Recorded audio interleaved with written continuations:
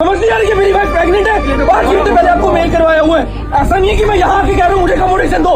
5 घंटे पहले मेल करवाया था। आपसे कुछ हो नहीं रहा है अकेले के लिए, कम से कम किसको बुला लो। It's your responsibility. घूमने नहीं।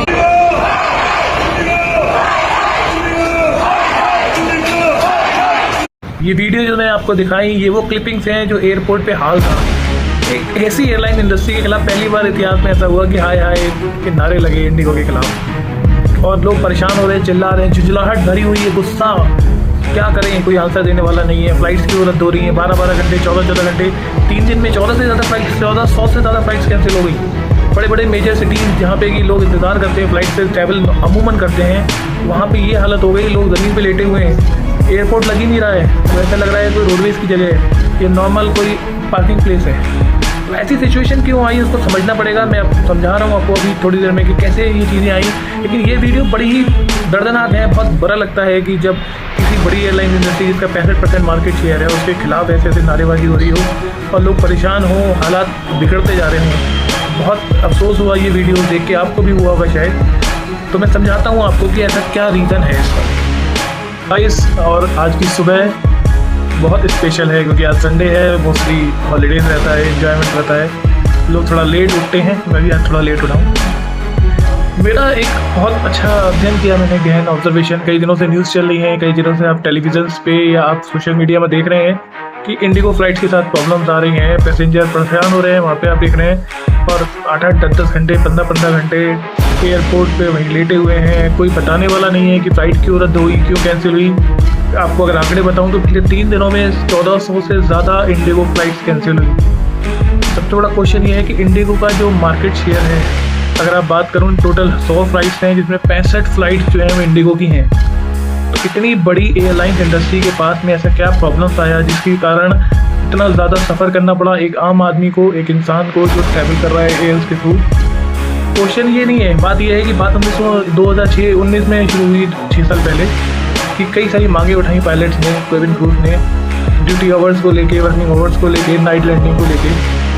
सांत्वना दे दी गई, समझा दिया गया नहीं आगे करेंगे इसको, लेकिन हुआ नहीं। 2024 में फिर मांग उठाई गई और फिर वो दबा दी गई।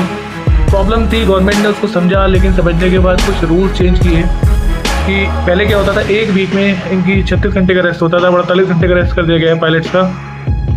दूसरी चीज़, पहले नाइट में 6 बार लैंडिंग कर सकते थे, अब केवल 2 बार लैंडिंग कर सकते हैं। इसके अलावा working hours per day 8 hours से ज़्यादा नहीं होंगे, ये भी रूल्स लागू कर दिया गया था। DGCA ने बहुत सारे रूल्स चेंजेस किए। लेकिन प्रॉब्लम ये है कि जहाँ पे एक आम आदमी परेशान हो रहा है, चिल्ला रहा है, तो उसके लिए सोल्यूशन क्या है? कोई सही बंदा नहीं है जो उनको प्रॉपर इन्फॉर्मेशन दे पाए, उनको समझा पाए कि ऐसा क्यों हो रहा है। तो प्रॉब्लम यहीं से शुरू हुई कि पायलट्स के साथ में प्रॉब्लम्स आई। है क्या, कॉर्पोरेट ऑफिस है, कम लोग हायर करो, ज़्यादा काम कराओ, ज़्यादा चीज़ें मत दो, फैसिलिटीज़ मत दो। ये कॉर्पोरेट कल्चर बन चुका है, नॉर्मली सभी की इंडस्ट्रीज में ये हाल है। तो प्रॉब्लम ये आई कि वहाँ पे चीज़ें चाहिए थी, जो रिक्वायरमेंट थी वो नहीं मिली। अब मोनोपोली ड्यूओपोली है। ड्यूओपोली मोनोपोली में जब भी ऐसी कंडीशन आती है तो वो कंपनी कहीं ना कहीं दबाव बनाती है गवर्नमेंट के ऊपर या फिर आपके पॉलिटिकल पार्टी के ऊपर या रूलिंग पार्टी के ऊपर कि वो बदलाव लाए। पहले क्या था, किंगफिशर, सहारा, बहुत सारी एयरलाइंस हुआ करती थी, जेट एयरवेज। अब धीरे धीरे फ्लाइट्स कम हो गई हैं, तो 65% शेयर इंडिगो का इटसेल्फ है। अब मान के रखिए कि 100 में 65 जो फ्लाइट उड़ रही हैं वो इंडिगो की है।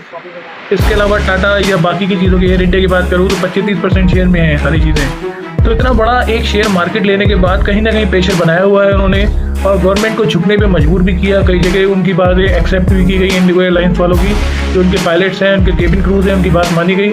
लेकिन क्वेश्चन ये आता है कि एंड में सफ़र किसने किया? एक आम आदमी ने, जिसका कोई लेना देना नहीं है, कोई दोष नहीं है, कोई प्रॉब्लम नहीं है। किसी की वाइफ एडमिट है हॉस्पिटल में, उसको जल्दी पहुंचना है, किसी को ब्लड डोनेट करना है, कोई कैंसर का पेशेंट है उसको जल्दी जाना है, कोई बिजनेस मीटिंग अटेंड करने जा रहा है, किसी स्टूडेंट का एग्जाम है, कोई इंटरव्यू देने जा रहा है, कोई बहुत बड़ी कॉर्पोरेट सोशल मीटिंग अटेंड करने जा रहा है। सारे के सारे एयरपोर्ट पे परेशान हो रहे थे, ऐसे लेटे हुए थे जैसे कि लोग रेलवे पे जंक्शन पे लेटे होते हैं। तो this was the my question कि इस पर सोचना होगा। मोनोपोली और ड्यूओपोली पे अगर हम नहीं सोचेंगे तो आज इंडिगो का केस है, आने वाले टाइम में और कंपनीज भी मोनोपोली और ड्यूओपोली में परेशान करेंगी, गवर्नमेंट प्रेशर बनाएंगी और गवर्नमेंट को इस पर सोचना पड़ेगा।